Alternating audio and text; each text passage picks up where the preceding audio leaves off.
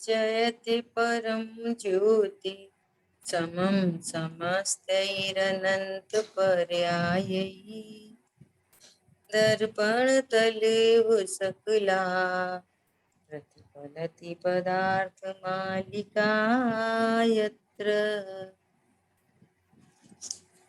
पुरुषा सिद्धि उपाय ग्रंथ और अपनी चर्चा चल रही है।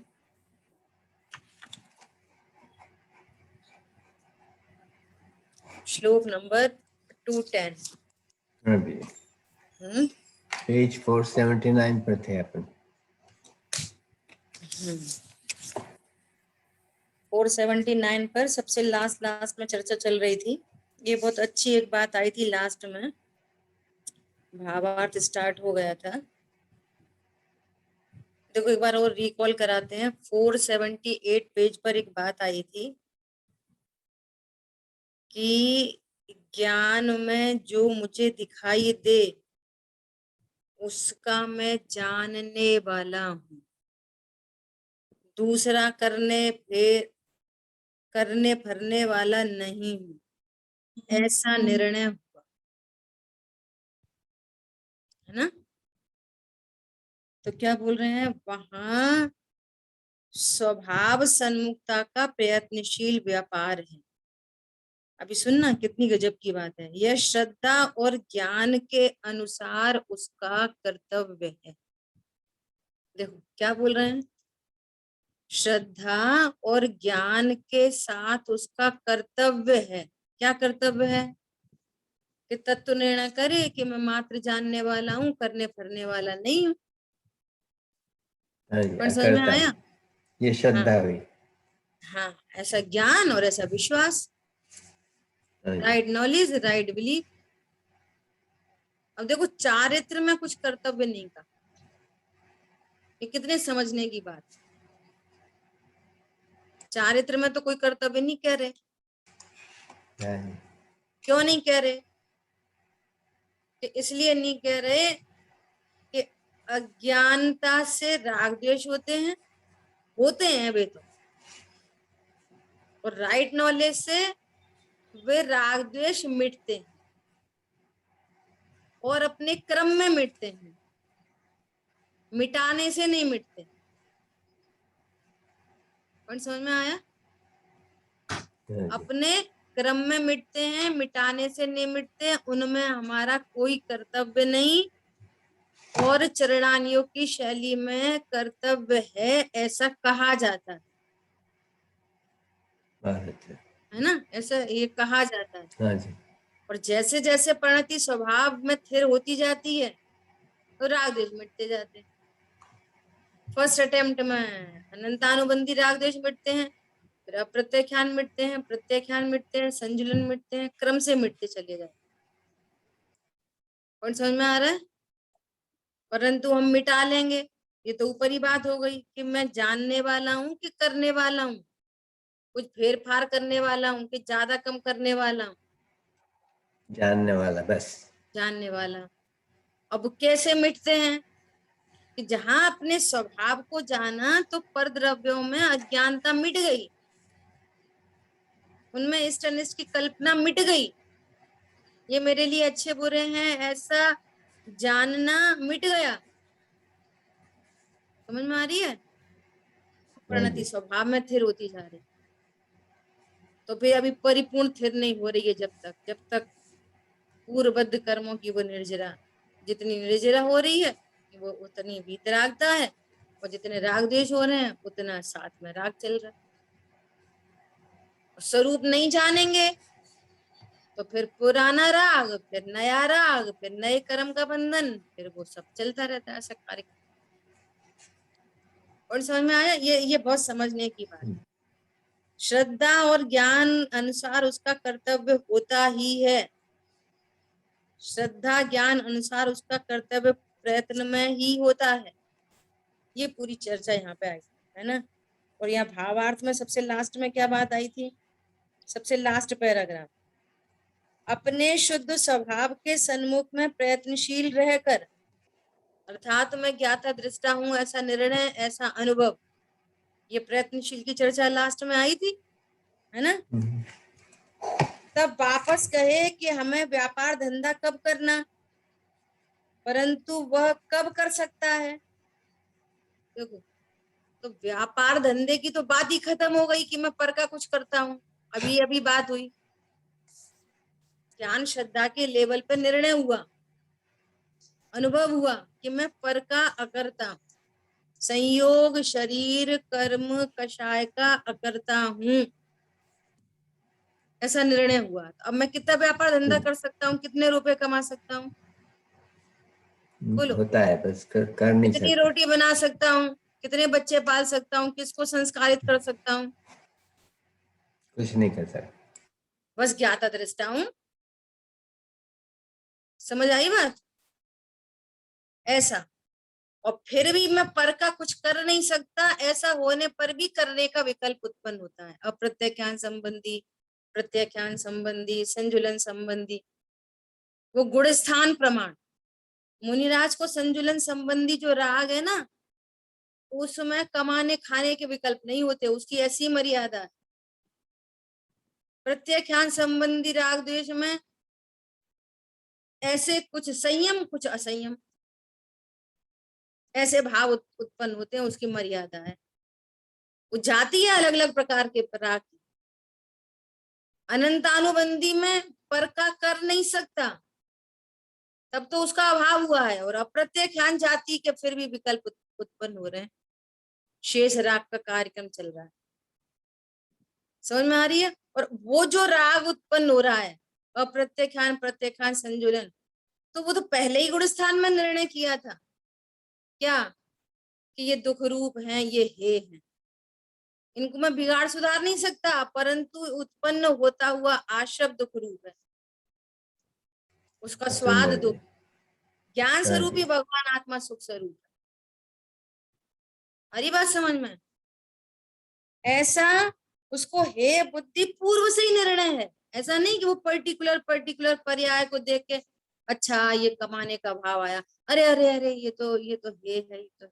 ऐसे नहीं, पूर्व में ही निर्णय है हे गे उपादेय। और जैसा आपको निर्णय है उसके अनुसार कार्यक्रम चल रहा है। कोई कहता है कि राग आदि तो उपादेय है, तो उस रूप से उसका कार्यक्रम चल रहा है।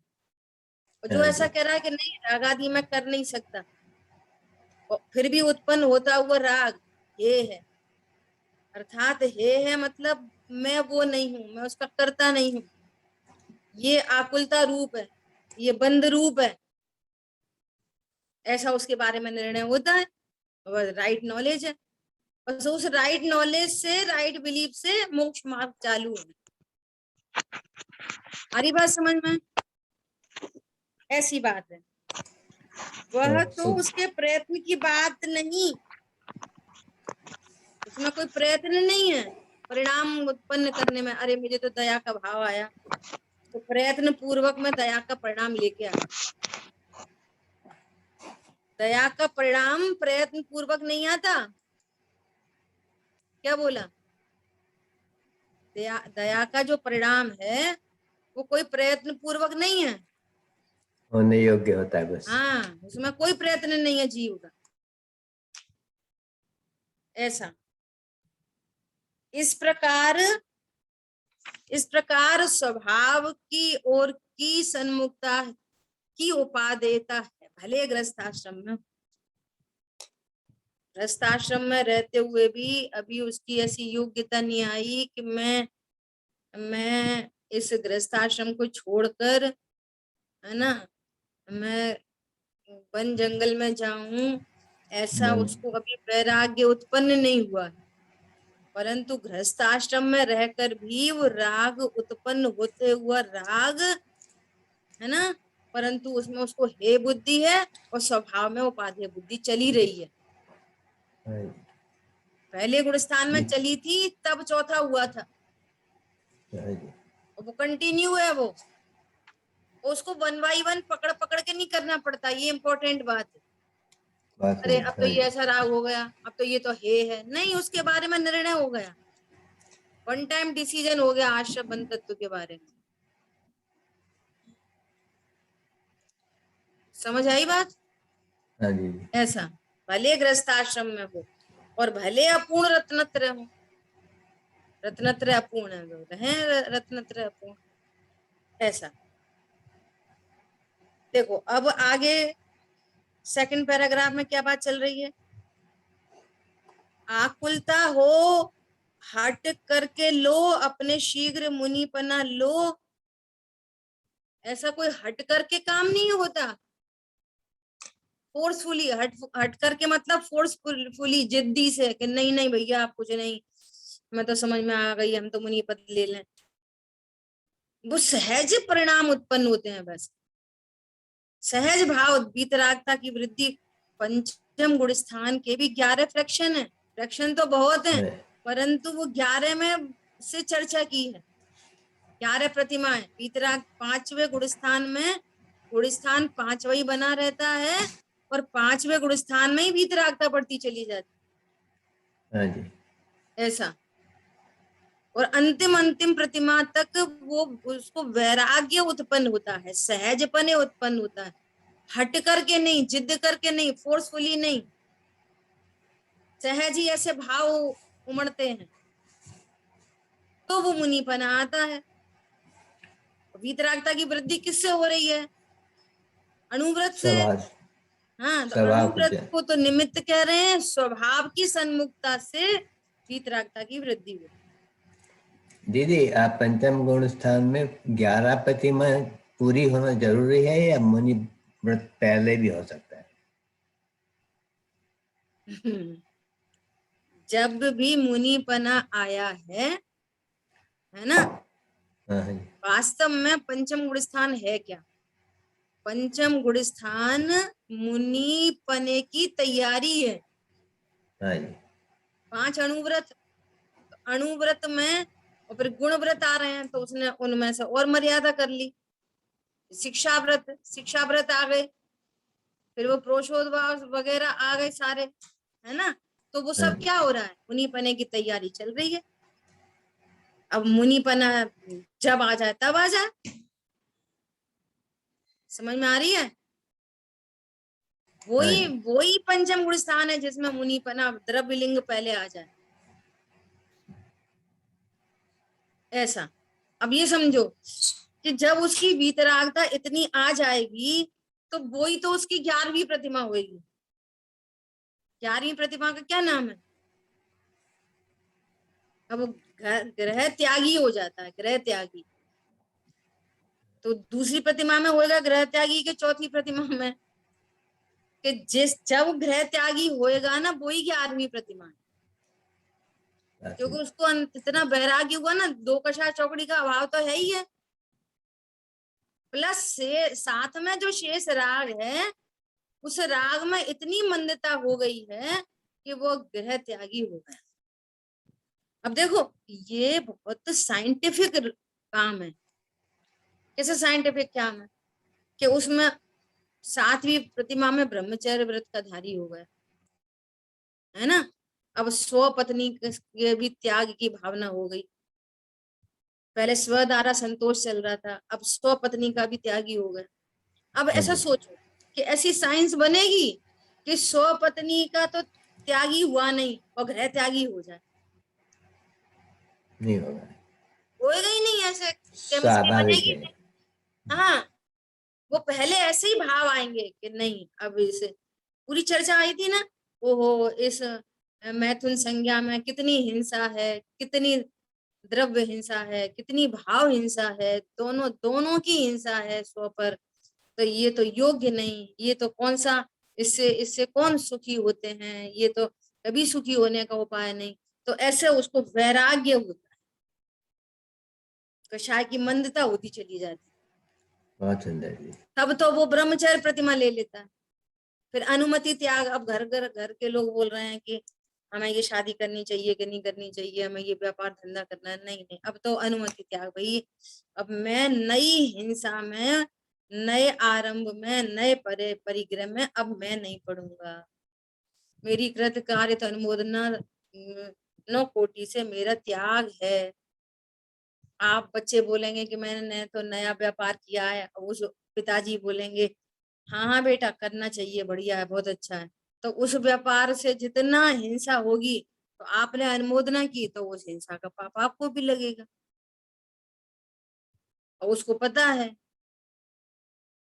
क्या कि मुझे तो अहिंसा महाव्रत का पालन करना है, तो फालतू फोकट की हिंसा में क्यों पड़ेगा।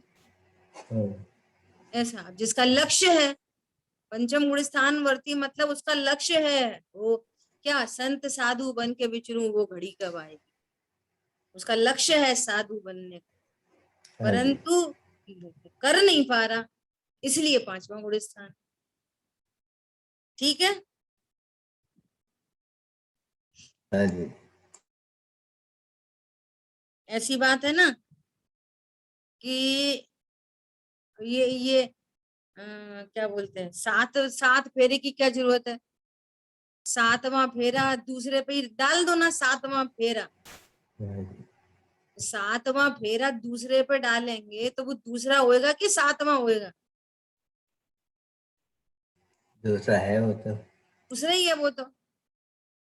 ऐसा जब उसको गृह त्याग के भाव उत्पन्न हो गए, तो इसका अर्थ क्या है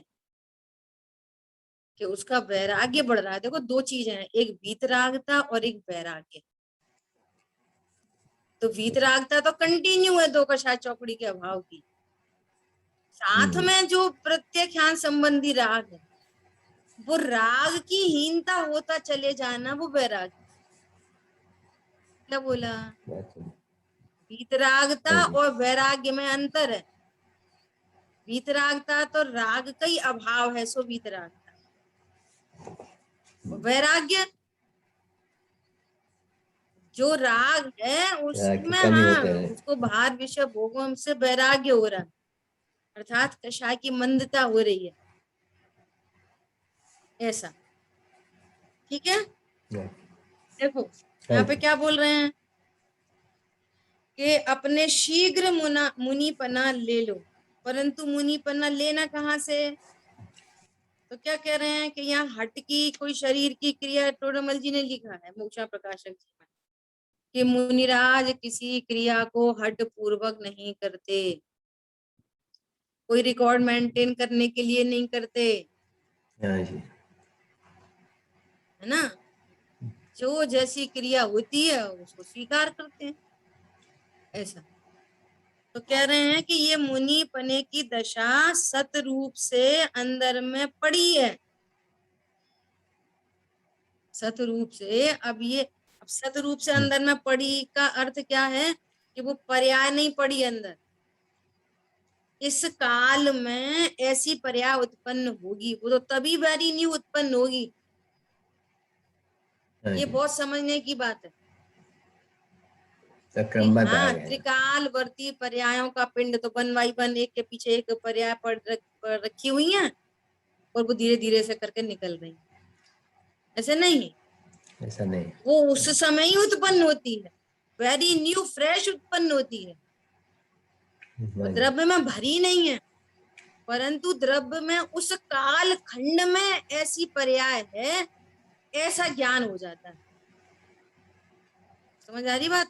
तो सर्वज्ञ देव कह रहे हैं कि समझो 104 नंबर की पर्याय में मुनिपना उत्पन्न होगा, और आज है 55 नंबर की पर्याय, एग्जाम्पल है। तो कहेंगे हाँ कि जी, उस काल खंड में वो पर्याय पड़ी है। ऐसा क्योंकि वो उस समय उत्पन्न है नहीं। होगी। तो क्या कह रहे हैं कि जल्दी और देर किस बात की, वो तो अपने काल खंड में उत्पन्न होगी पर्याय। हाँ जी, ऐसा कह रहे हैं। आत्मा में वह दशा पड़ी है, सतरूप से पड़ी है, सत में से प्रकट होती है। ऐसा जहां इसे ऐसे सत में दर्शन ज्ञान का जोर है, उसमें स्थिरता का अधिक जोर करे तो उसमें से चारित्र प्रकट होता। तो ऐसा स्वरूप पड़ी है, मतलब उस काल खंड में वो उत्पन्न होगी वो पर्याय। तो पर्याय का लक्ष्य छोड़कर त्रिकाली ध्रुव की सन्मुखता होती है, उसमें चारित्र की पर्याय भी स्थिरता होती है, तो ये वहां से चारित्र प्रकट होता है, ये कहना चाहते। समझ में आ रही है बात। हाँ जी। देखो आगे क्या कर रहे हैं, 481 पेज पे सबसे टॉप में ऊपर देखो, अभी बात आ रही थी ना कि ज्ञान और श्रद्धा में कर्तव्य कह रहे हैं, और चारित्र में, अब देखो उसकी बात यहाँ पे आ गई।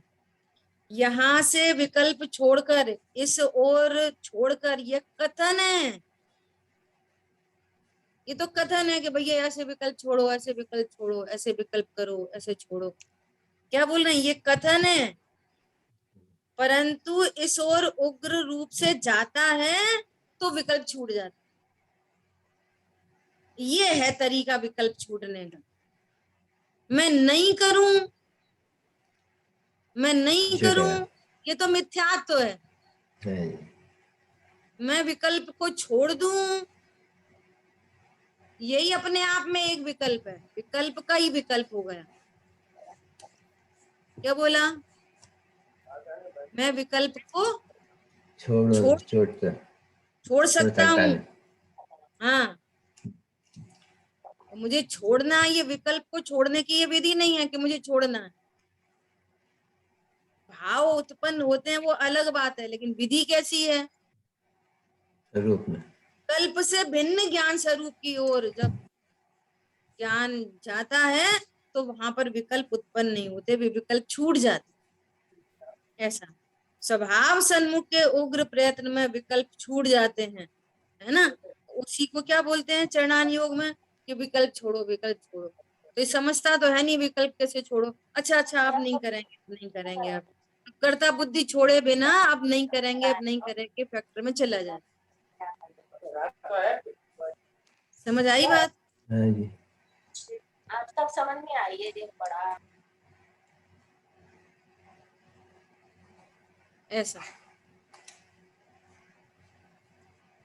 ठीक है, तो क्या बोल रहे हैं, स्वभाव सन्मुख के उग्र प्रयत्न में विकल्प छूट जाते हैं।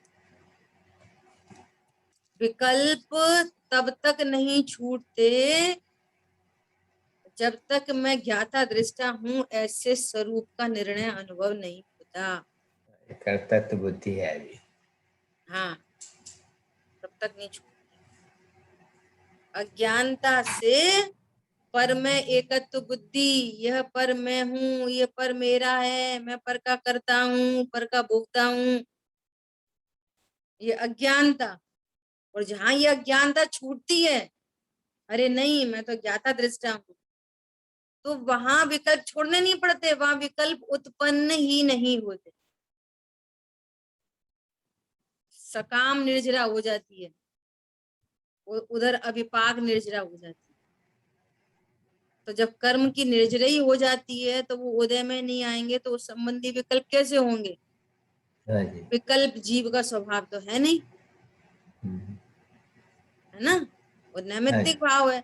अब निमित्त नहीं रहा तो फिर भाव कैसे होंगे। नहीं होंगे।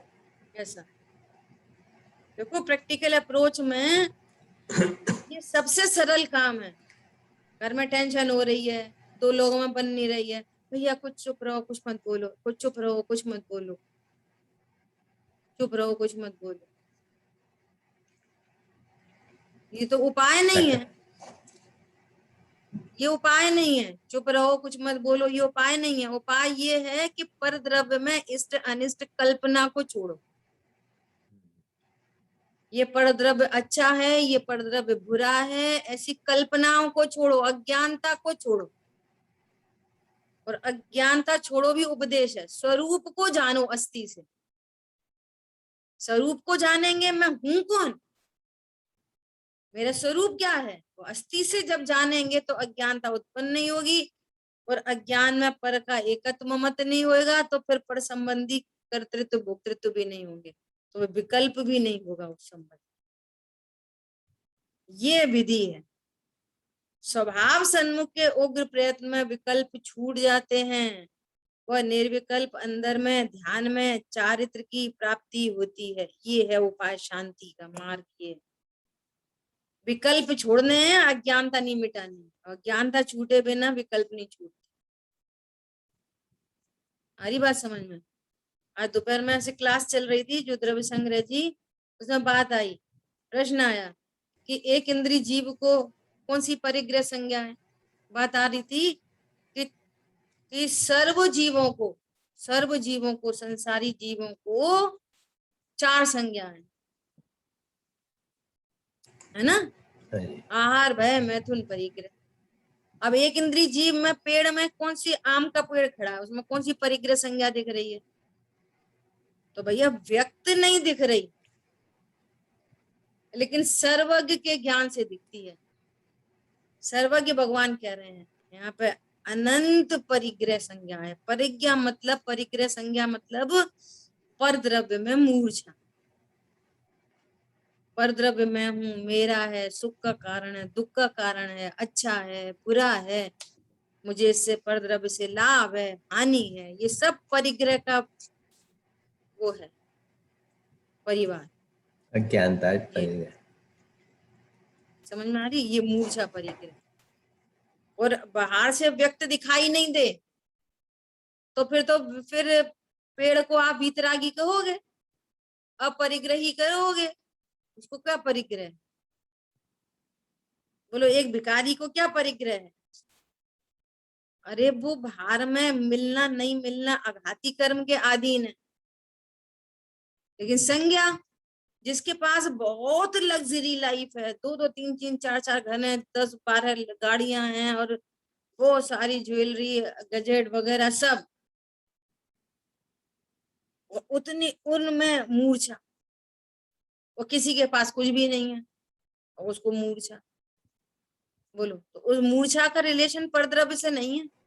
हाँ जी, एक के पास बहुत है और एक के पास कम है।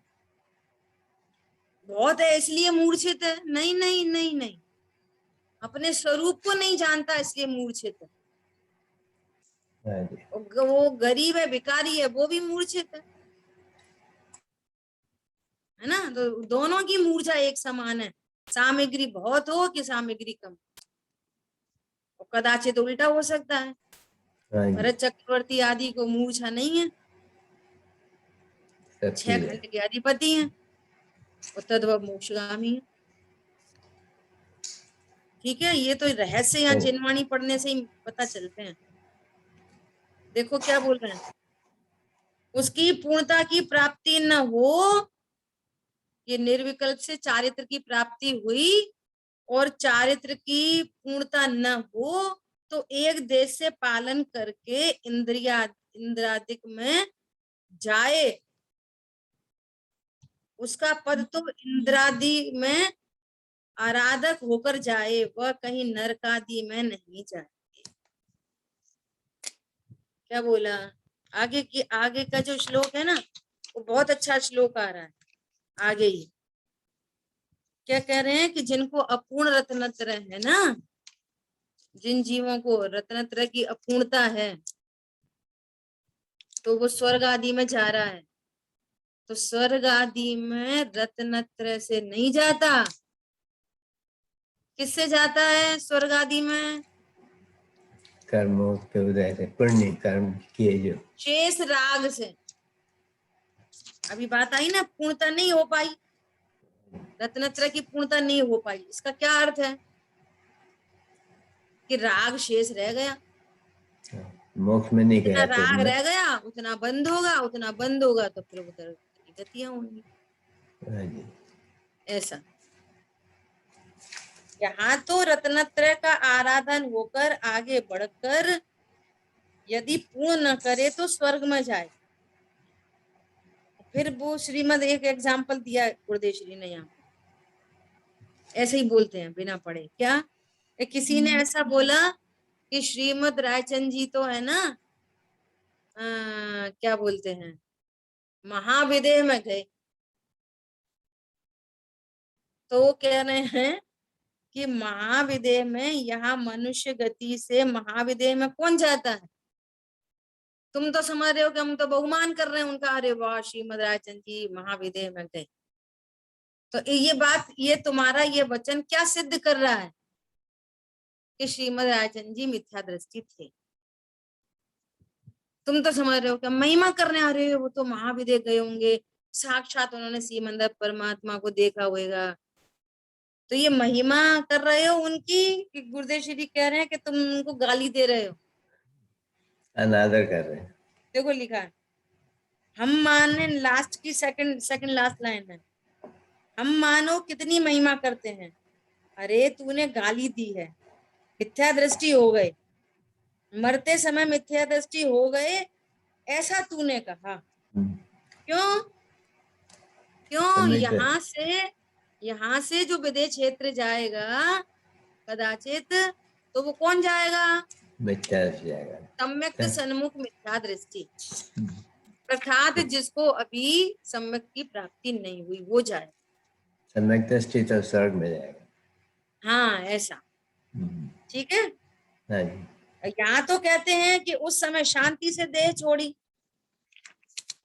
और तुम कहते हो, वो कह रहे मैं तो मेरे स्वरूप में लीन होता हूँ। श्रीमद राजचंद्र जी के अंतिम शब्द हैं, माँ को शोक मत होने देना, इतना विकल्प आया माँ के बारे में, विकल्प आया, क्या विकल्प आया? मैं तो स्वरूप में लीन होता हूँ, माँ को शोक मत होने देना, ऐसा माँ के बारे में विकल्प आया, लेकिन मैं तो स्वरूप में लीन होता हूँ। और तुम तो कह रहे हो कि वो महाविदेह में गए, ऐसा तो कह रहे हैं। अज्ञानता में क्या होता है? स्वरूप जाने बिना क्या होता है? किसी की बहुमान नहीं होता, ऐसे किसी ने बोला। ऐसा गुरुदेव श्री ने किसी से पूछा, क्यों भाई गुणस्थान पता है कितने होते हैं? 14 गुणस्थान होते हैं, 14। अभी अभी आप कौन से गुणस्थान में हो, पहले में कि 14वें में? तो उन्होंने क्या बोला, साहब पहले में तो आप ही हो गए, हम कहाँ। समझ में आ रही बात? फर्स्ट तो आप ही हो गए, हम तो पीछे होंगे 14 में, ऐसा। तो ये क्या है? ये स्वरूप जाने बिना कुछ भी। ऐसे उन्होंने पूछा, क्यों भाई कैसे परिणाम है, रत्न प्रभा में जाना है क्या? तो क्या बोले, साहब कितनी सुंदर जगह, तो आप ही जा सकते हो, हम कहाँ, अब पता ही नहीं है रत्न प्रभा क्या चीज है। सारी बात ऐसा है। मतलब इस बात को पंडित साहब तो बहुत बोलते हैं, कुछ भी कार्य करने से पहले, कुछ भी बात कहने से पहले, जिनवाणी पढ़ने से पहले, सब चीज स्वरूप समझो। तुम्हें तो दान दान देने का पता नहीं, भोजन कराने का पता नहीं, तुम तो मान कर शायद साथ में रखते हो, हमारे घर आए तो हम सादा कैसे खिला दें, ये भी खिलाओ वो भी खिलाओ, वो ये अंधा राग होता है, इससे आराधना नहीं होती, सामने वाले की विराधना हो जाती है। उसको किस चीज की जरूरत है, कैसा मौसम है, क्या योग्य है, ये सब कषायों के कार्य है, शो ऑफ। उसको ऐसा लग रहा है कि सादा रोटी खिला दी तो ये अच्छा नहीं होएगा। समझ आई बात? कभी कभी ठीक है, कभी स्वीट डिश भी खिला दो, कभी नमकीन भी खिला दो, लेकिन हर व्यक्ति खिलाएगा? 10 लक्षणा पंडित जी आए और 10 घरों में रोज भोजन हुआ, 10 घरों में रोज ऐसा ही हुआ, तो उनका बहुमान हो रहा है कि क्या हो रहा है? बेचारे की तबीयत ही खराब हो गई। समझ में आ रही है बात? ये सब बहुत जन शासन, बहुत विवेक की बात है, हर चीज में विवेक, ऐसा। वो लता भाभी है ना, वो अभय भाई साहब की धर्म पत्नी, वो तो ऐसी बोलती हैं कि मैं तो कहीं जाती हूँ तो 2 चीजें तो पहले छोड़ देती हूँ, बेसन छोड़ दो और तेल छोड़ दो, बस। ये पकोड़े लड्डू ये वो कितने चीज हैं, वो हर व्यक्ति करेगा, हर व्यक्ति बनाएगा। बोलो हम खुद खा सकते हैं 10 दिन ऐसा कंटिन्यूअस इतना तला चिकना? तो आप समझना चाहिए, कषाय नहीं रखना चाहिए, समझना चाहिए क्या जरूरत है, कैसी बात है ये सब। देखो क्या कह रहे हैं, मनुष्य मरकर मनुष्य होवे तो मिथ्या दृष्टि हो, भगवान ऐसा कहते हैं। क्या मनुष्य मरकर, 482 पेज पे सेकंड पैराग्राफ। उस समय मिथ्या दृष्टि हुए, क्या बोल रहे हैं, मनुष्य मरकर मनुष्य होवे तो मिथ्या दृष्टि हो, ऐसा भगवान कहते हैं, हम नहीं कह रहे। महिमा करनी नहीं आती, महिमा में गाली दे, यह तो विवेक का मार्ग है। किसका मार्ग है? विवेक का मार्ग। बापू परमात्मा तीन काल का ज्ञान, जिन्हें तीन लोक के लोचन उगड़े ज्ञान खिला, उसे, है ना, अरे क्या उन्हें अनंत लोचन कहा है? सर्व चक्षु, असंख्यात प्रदेश में अनंत चक्षु खिले हैं भगवान को, है ना। ऐसे केवली परमात्मा, अकेला ज्ञान का दीपक, पूर्ण सूर्य प्रकट हो गया, पर्याय में पूर्ण पूर्ण पूर्ण प्रकट हो गया। ऐसे केवल ज्ञान के मार्ग में जिसने मार्ग का विचार किया, वह तो ऐसी की ऐसी दशा लेकर अधूरी हो तो स्वर्ग में जाए, वहां से निकलकर फिर मुक्ति को प्राप्त करे। ऐसे यहाँ पर पनिशमेंट जैसा है, पूरा हाँ, पूरा नहीं किया। आराधन बिना, हाँ, मुक्ति वधु वर्ती नहीं। आराध्य को जाने बिना आराधना होती नहीं, है ना, और आराधकों के संग से आराधना होती नहीं। ठीक है। इसलिए साधक जीव को साथ रहना चाहिए। ये कहते हैं ना, समागम में रहो, समागम में रहो। समागम में नहीं रहो ना तो 2 मिनट नहीं लगती प्रमाद आते में, ऐसा। और साधर्मियों के साथ में रहेंगे तो वो चर्चा वार्ता होती रहेगी, ऐसा। और आज तो समागम सब घर में ही आ गए आज तो, है ना। और फिर पूर्ण आराधना नहीं हो तो मुक्ति वधूवरती नहीं। अब देखो आगे का जो श्लोक आ रहा है ये बहुत मार्मिक है, और गुरुदेव श्री खुद कह रहे हैं, स्टार्टिंग ही कह रहे हैं, क्या कह रहे हैं, अब यह विवादी गाथा आई। लोगों को बहुत विवाद है इसमें, ऐसा कहते हैं, है ना। अपने तो महाभाग्य है कि अपन सब सुन रहे हैं, समझ रहे हैं, तो अपने को कॉन्सेप्ट क्लियर हो रहे हैं, यहाँ तो कोई विवाद नहीं। और हो तो निकाल देना, नहीं हो तो सुरक्षा करना, ऐसा। ठीक है। देखो, अपूर्ण रत्न त्रय सहित के कर्म बंध विपक्ष से। कर्म का बंधन है तो किससे है? विपक्ष से है कर्म का बंधन। रत्नत्रय से कर्म का बंधन नहीं होता।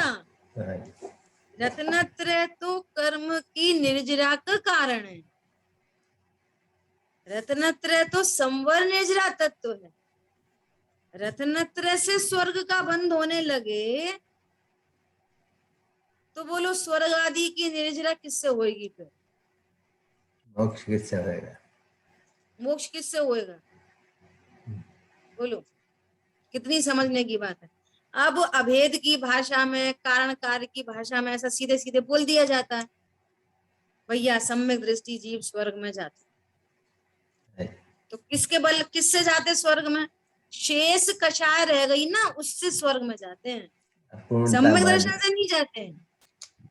मान ली कि उसकी अपूर्णता रहेगी, हाँ, उससे जाते हैं। जो शेष राग था ना, उससे चले जाते हैं। देखो क्या बोल रहे हैं, रागादि बंधन करे यह तो सतत शिव हेतु है। कितनी गजब बात। राग आदि से बंधन होता है और रत्नत्रय तो सतत शिव का हेतु है। रत्नत्रय तो मोक्ष का हेतु है। रत्नत्रय तो मोक्ष मार्ग है, और स्वर्ग जाना तो संसार मार्ग है। तो रत्नत्रय से 2 काम होंगे, बंध भी होएगा और मोक्ष भी होगा। रत्नत्रय से 2 काम होते हैं क्या? नहीं। रत्नत्रय से तो कर्म की निर्जरा होती है, रत्नत्रय तो मोक्ष मार्ग है, वो तो मोक्ष का हेतु है, और रत्नत्रय बंध का हेतु नहीं है। बंध का हेतु तो शेष राग आदि है। yes, अप्रत्यख्यान संबंधी राग, प्रत्यख्यान संबंधी राग, संजुलन संबंधी राग, ये राग मोक्ष को बंध का हेतु है, रत्नत्रय नहीं। देखो अन्वयार्थ, अपूर्ण रत्नत्रय की भावना करने वाले पुरुष के जो शुभ कर्म का बंध होता है, वह बंध विपक्षकृत अर्थात राग कृत है। प्रणति स्वरूप में स्थिर नहीं रह पाई, फिर कोई विकल्प उत्पन्न हुआ, 3 मुनिराज को विकल्प उत्पन्न नहीं हुआ, प्रणति स्वरूप में स्थिर रही, छपक श्रेणी आरोहण हुई, छपक श्रेणी स्टार्ट हुई तो वो लौट के नहीं आती, यदि छपक चढ़ी है, उपशमिक हुई तो फिर वापस आएगा, फिर चढ़ जाएगा। छपक श्रेणी आरोहण हुआ और ये लो जय जयनाथ परम मोक्ष का हेतु बन गया। लेकिन एक विकल्प आया, अरे ये मुनिराज कैसे सहन कर, कितना घोर परिचय है ना, ऐसा विकल्प उत्पन्न हुआ। तो इस विकल्प में क्या हुआ, इस विकल्प में संसार बढ़ गया, सर्वार्थ सिद्धि। फिर क्या करेंगे, फिर वापस मनुष्य गति में आएंगे, मुनि दीक्षा धारण करेंगे और फिर मोक्ष की प्राप्ति करेंगे। तो क्या बोल रहे हैं कि बंध का हेतु कौन है, कि शेष राग बंध का हेतु है। निश्चय रत्नत्रय तो अवश्य ही मोक्ष का उपाय है, बंध का उपाय नहीं। देखो टीका, एक देश रूप रत्नत्रय के पालन करने वाले पुरुष को जो कर्म बंध होता है वह रत्नत्रय से नहीं होता, किंतु रत्नत्रय के विपक्षी। तो खतरनाक बात है, सच्ची बात है। रत्नत्रय का विपक्षी कौन है, अणुव्रत, अणुव्रत। रत्नत्रय का विपक्षी कौन है, 28 मूल गुण। क्या 28 मूल गुण राग परिणाम है, उससे बंद होता है, उससे स्वर्ग आदि होते हैं। समझ में आ रही है बात, ये रत्नत्रय का विपक्षी है, उत्पन्न होता हुआ शुभ अनिष्ट है, घातक है। और कभी उसी 28 मूल गुण को क्या बोलते हैं, साधक है। जहाँ जहाँ जे जे योग्य छे तहाँ समझबू ते। समझ में आ रही है बात, नहीं बहुत कंफ्यूजिंग है थोड़ा। ये 28 मूल गुण बंध के भी कारण है, मोक्ष के भी कारण है, तो पालन तो मूल गुण होता ही है। अरे प्रभु, 28 मूल गुण मोक्ष के कारण कहाँ है, मोक्ष का कारण तो रत्नत्रय है, यही तो बात चल रही है। जो अंतरंग में सम्यक दर्शन, सम्यक ज्ञान और 3 कषाय चौकड़ी के अभाव रूप जो वीतरागता है, वो मोक्ष का हेतु है। और साथ में 28 मूल गुण हो रहे हैं, वे क्या हैं, शेष राग। तो शेष राग है। और आराधना पूरी नहीं हुई तो शेष राग से क्या होएगा, मोक्ष के बंध। तो दीदी ये भी तो है ना कि मुनि पना 28 मूल गुण के बिना रहता नहीं, वो भी तो है। हाँ हाँ, तो अपन ने पहले बात की है कि जो व्यवहार मोक्ष मार्ग है, जो व्यवहार रत्नत्रय जिसको कहते हैं या 28 मूल गुण कहते हैं, तो ये क्या करते हैं, उस गुण स्थान में रहने के लिए तो साधक हैं, पैकिंग है, माल की सुरक्षा करते हैं। 28 मूल गुण गिर जाए तो गुण स्थान गिर जाए, तो उसी गुण स्थान में रहने के लिए तो साधक हैं, और आगे बढ़ने के लिए बाधक है। कंफ्यूजिंग कहाँ हुआ, समझ में आई बात। हाँ जी जी। ऐसा तो जो 28 मूल गुण है ना, ये विपक्षी, रत्नत्रय के विपक्षी कह रहे हैं कि भैया महाव्रती हुए बिना मोक्ष नहीं होता। हाँ नहीं होता ना, सच्ची बात है। तो महाव्रत आते ही हैं, जहाँ 3 कषाय चौकड़ी का अभाव होता है वहां व्रत आते हैं। और फिर उस महाव्रत का भी अभाव करते हुए मोक्ष की प्राप्ति होती है। जब तक वे महाव्रत पलते हैं तब तक मोक्ष नहीं होता। 7वां गुण स्थान 2 है, एक 100 स्थान, एक 37 स्थान। तो 100 स्थान में 12वां, 6वां, 7वां, 6वां, 7वां, 6वां, 7वां, 6वें 7वें में ही बने रहेंगे बार बार। और आयु पूर्ण हो गई तो शेष राग से चलो भैया स्वर्ग। और 6वां 7वां 6वां 7वां, फिर 7वें में छपक श्रेणी आरोहण की तैयारी। और वापस 6वें में नहीं आए, 28 मूल गुण नहीं पाले, क्या हो गया? छपक श्रेणी आरोहण हो गया। 8वां 9वां 10वां 12वां 13वां, ये लो। तो मुनि बने बिना कहाँ हुआ मोक्ष? लेकिन मुनि ही बने बिना बने रहे तो समझ में आ रही बात? अरे आई कि नहीं आई? हाँ जी जी, बहुत सुंदर। ऐसा तो कोई कंफ्यूजिंग नहीं है, जो अपेक्षा है उसको समझना चाहिए। ठीक है। वह रत्नत्रय तो अवश्य वास्तव में मोक्ष का ही कारण है, बंध का उपाय नहीं। और इसकी शेष चर्चा अपन कल करें। जिन वाणी के ज्ञान से सूझे लोकालोक, सो वाणी मस्तक नम सदा दे तुम लोक। बोलिए द्वाशांग मई जिनवाणी माता की जय हो। जय जिनेन्द्र। जय हो। सभी जय जिनेन्द्र। जय जिनेन्द्र।